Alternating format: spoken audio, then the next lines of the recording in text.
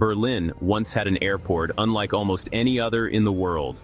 It was built during a geopolitical crisis and designed not just for transportation, but for survival. It was compact, efficient, futuristic, and deeply loved by the people who used it. Travelers could arrive minutes before departure and still comfortably make their flight. Pilots respected its simplicity, and architects admired its unusual design. Passengers often described it as one of the most convenient airports ever built. And yet, Germany shut it down. Not because it stopped working, not because people hated it, and not because another airport was clearly better. In fact, many Berliners argued the exact opposite for years. So why did Berlin abandon Tegel Airport? The answer involves Cold War politics, revolutionary engineering ideas, urban expansion, environmental pressure, government failures, billion-dollar mistakes, and one of the most infamous infrastructure disasters in modern European history. To understand why Tegel disappeared, we first need to go back to a divided Berlin. After World War II, Germany was carved into occupation zones controlled by the victorious Allied powers. Berlin itself was also divided between the United States, Britain, France, and the Soviet Union. What followed became one of the most tense political standoffs of the 20th century. In 1948, the Soviet Union blockaded West Berlin and cut off road, rail, and canal access to the western-controlled sectors of the city. More than 2 million people suddenly faced isolation and possible starvation. West Berlin was effectively trapped deep inside Soviet-controlled territory. The Western Allies had only one option left. They would keep the city alive through the air.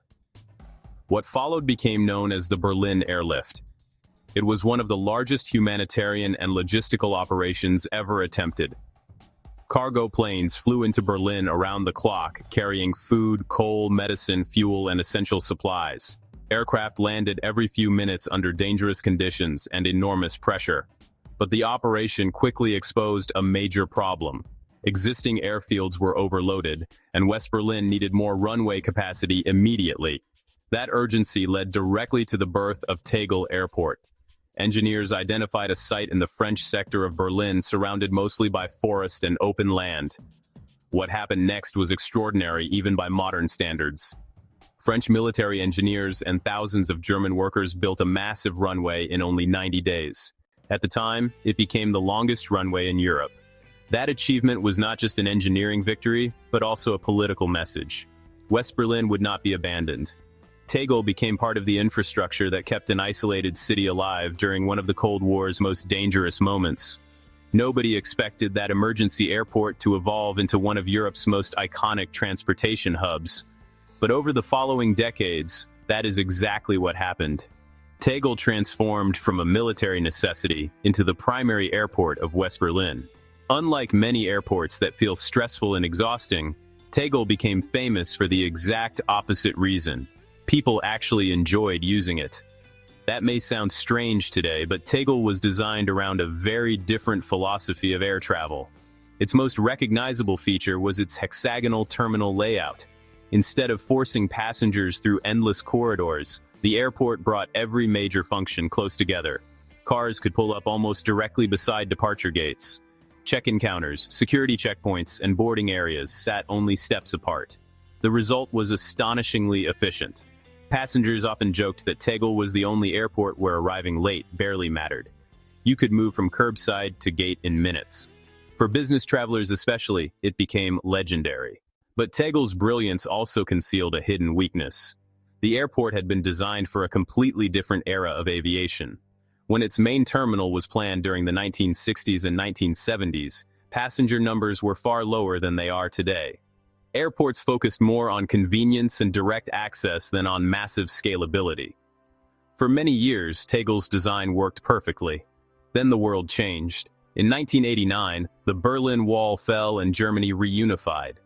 Berlin was no longer an isolated Western outpost surrounded by hostile territory. Passenger traffic exploded almost overnight. At the same time, low-cost airlines transformed European travel and made flying dramatically cheaper. Millions of additional passengers entered the aviation system.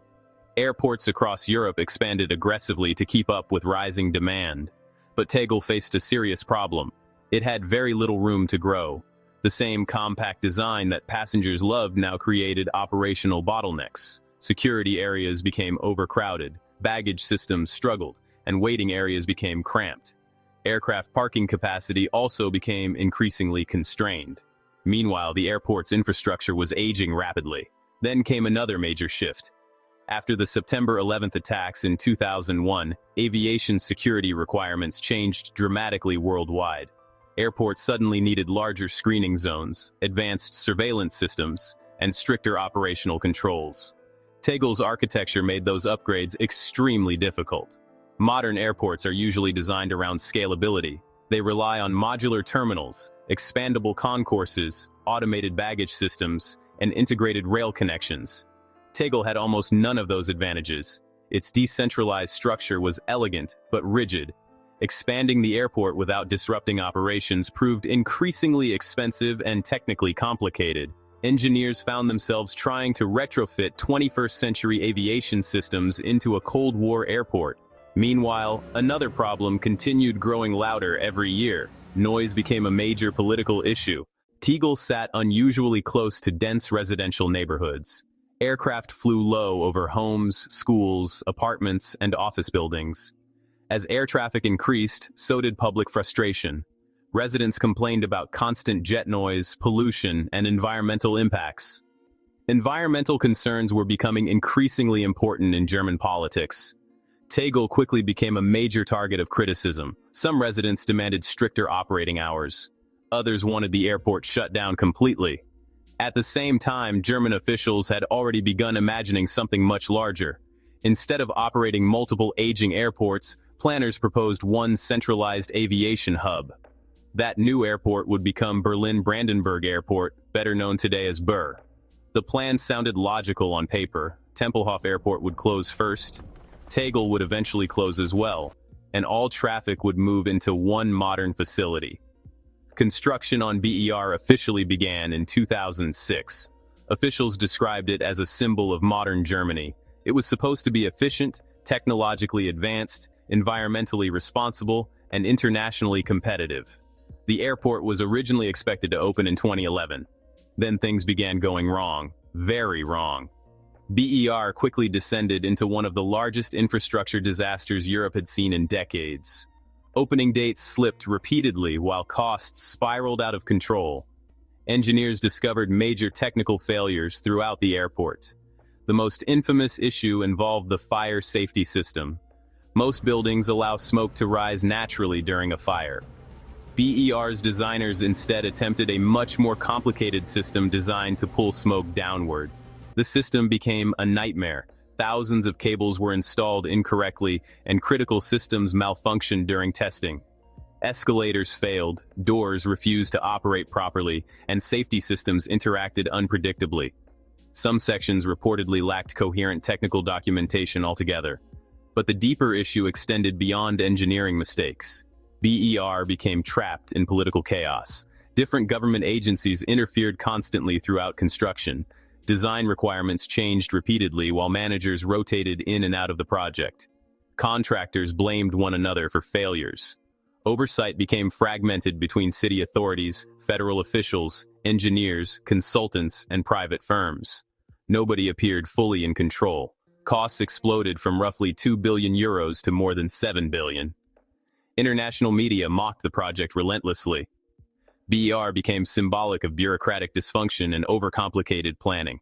And while all of this unfolded, Tegel remained open far longer than originally intended. The airport was overcrowded but strangely resilient. Despite its age and limitations, Tegel continued functioning remarkably well under enormous pressure. Many passengers still preferred it over larger modern airports because of its speed and simplicity. In 2017, Berlin even held a public referendum on whether Tegel should remain open permanently. A majority voted in favor of keeping it. That result revealed something important. Tegel was no longer just infrastructure, but an emotional symbol for many Berliners. For older generations especially, the airport represented resilience and survival during the Cold War. It was tied deeply to the identity of West Berlin itself. But despite public affection, the political decision had already been made. Germany wanted one centralized aviation system.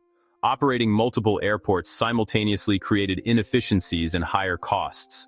Airlines preferred consolidated operations and simplified logistics. Environmental planning also became more difficult across separate facilities. Long-term infrastructure investment became fragmented and inefficient. Eventually, BER finally became operational. Once that happened, Tegel's fate was sealed.